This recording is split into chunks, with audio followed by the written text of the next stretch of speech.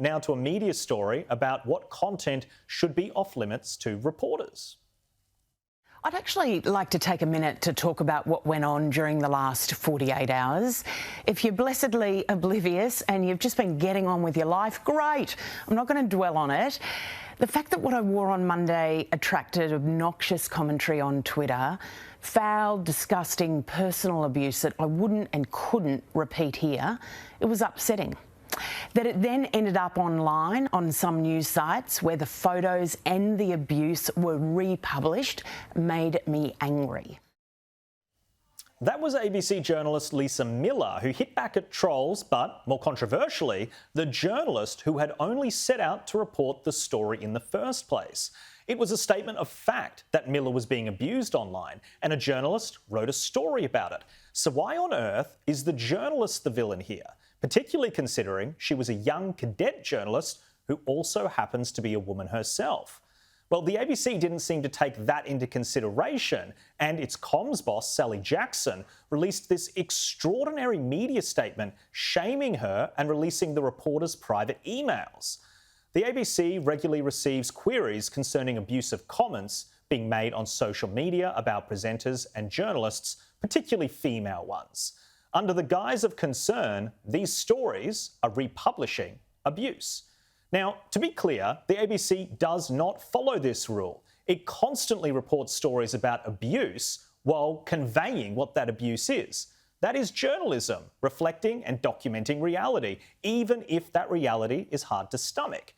Media commentator Rob McKnight was scathing in his criticism of Sally Jackson's handling of this, especially the doxing of the young reporter's emails. Now, the pure hypocrisy of this cannot be understated, right? I'm talking about the communications director, Sally Jackson. She's transitioned from the role of reporter. You might have seen a lot of her reports on Four Corners. But now she acts like a school mum, chastising any journalist who doesn't fall into line with her views. I have copped it from her because I've dared make a statement about the ABC. She decides she's the judge, jury and executioner. She comes along and says, "How dare you? This is outrageous." Right? So she takes this moral high ground.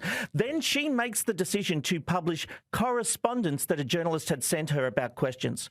Now, if anyone had done that to her in her broadcasting career, she would have gone off. She would have made it a big point of the story. It is not up to a PR department also to determine what is news value. Sophie Elsworth, it's a complicated story, but what's your take? Couple of things here, Jack. Firstly, the ABC did not ask the Daily Mail to remove that story until nearly midday the next day. It ran 6 o'clock the night before. It wasn't until midday the next day they asked them to remove the story. Secondly, the ABC Communications Department, I would argue, has set trolls onto me. They have put out statements about my reporting, tagged me on Twitter, and I've been trolled. So they're hypocrites. And thirdly, why didn't they publish the Daily Mail questions that the journalist asked? They only published the questions from news.com. They put out the statement attacking news.com on this report, but didn't mention the Daily Mail until later. So I think the ABC Communications Department, who are not the editors at Australian media, should not decide what can and cannot be published, but they should take their own advice and not set trolls onto journalists, for instance, myself, by tagging them when they put out their tweets from their communications account. Very well said. Disgraceful conduct. Daisy, it's one thing if the story is false, but if the story is true, does a young female journalist deserve to have their emails doxed by the ABC?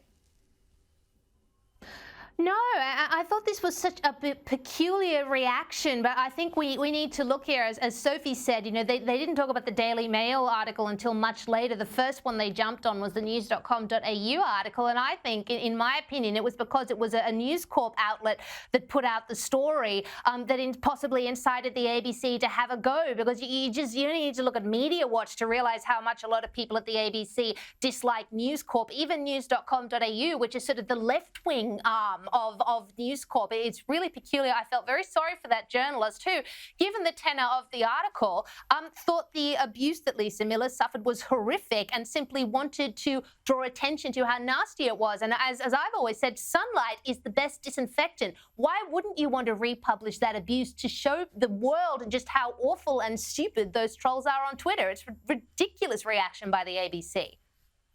Well said. Daisy Cousins, Sophie Elsworth, thank you so much for your time.